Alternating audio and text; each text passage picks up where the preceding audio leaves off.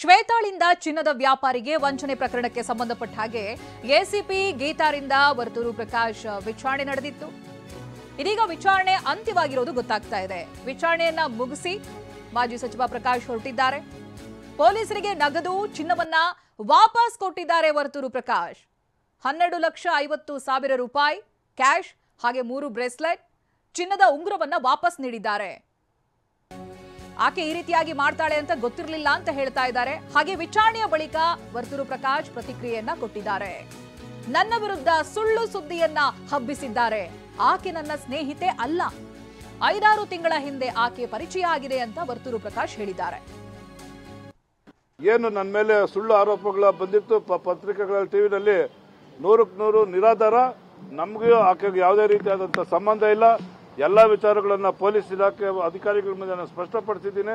ನನಗೆ ಸ್ನೇಹಿತರು ಅಲ್ಲ, ಫ್ರೆಂಡು ಅಲ್ಲ. ಸಾರ್ವಜನಿಕವಾಗಿ ಜೀವನದಲ್ಲಿ ಒಬ್ಬ MLA ಒಬ್ಬ ಮಾಜಿ ಮಂತ್ರಿ ಅಂದ್ರೆ ಸಾರ್ವಜನಿಕ ಜನ ಬಂದೇ ಬರ್ತಾರೆ. ಆ ಥರ ನಮ್ಮನೆಗೆ ಬಂದೋಗಿರೋದು ಬಿಟ್ರೆ ನನ್ನ ಮಕ್ಕಳ ಮೇಲೆ ನನ್ನ ಮಕ್ಕಳ ಹೆಸರು ಕೂಡ ಟಿವಿನಲ್ಲೂ ಕೂಡ ಬಂದ್ಬಿಡ್ತು. ಯಾವುದೇ ರೀತಿಯಾದಂಥ ನಮ್ಮ ಮಕ್ಕಳಿಗಾಗ್ಲಿ ಆಕೆಗಾಗ್ಲಿ ನನಗಾಗ್ಲಿ ಸಂಬಂಧನೂ ಇಲ್ಲ, ಪರಿಚಯನೂ ಇಲ್ಲ. ಒಂದು 25 ದಿವಸ ಬಂದೋಗಿರ್ತಕ್ಕಂಥದ್ದು ನಮ್ಮ ಮನೆಗೆ. ನನಗೆ ಪರಿಚಯ ಅಳುಬ್ರವರು.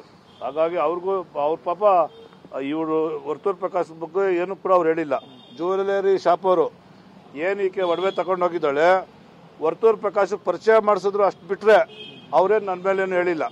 ಒಂದು ಈಕೆ ಕೂಡ ನನ್ನ ಮೇಲೇನು ಹೇಳಿಲ್ಲ. ವರ್ತೂರು ಪ್ರಕಾಶ್ ಕೊಟ್ಟಿದ್ದೀನಿ ಅಂತ ಏನು ಹೇಳಿಲ್ಲ ಒಡವೆನ. ಆಕೆ ವೃತ್ತಿನೇ ಕಳ್ತನ ಮಾಡೋದು, ವಂಚನೆ ಮಾಡೋದು. ಅಂಗಡಿ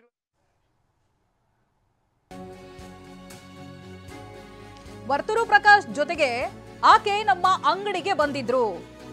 ಬೆಂಗಳೂರಿನಲ್ಲಿ ದೂರುದಾರ ಸಂಜಯ್ ಬಾಪ್ನಾ ಪ್ರತಿಕ್ರಿಯೆಯನ್ನ ಕೊಟ್ಟಿದ್ದಾರೆ. ನಮ್ಮ ಬಳಿ ಒಡವೆಯನ್ನ ತೆಗೆದುಕೊಂಡು ಬಳಿಕ ಪರಿಚಯವಾಗಿದ್ರು.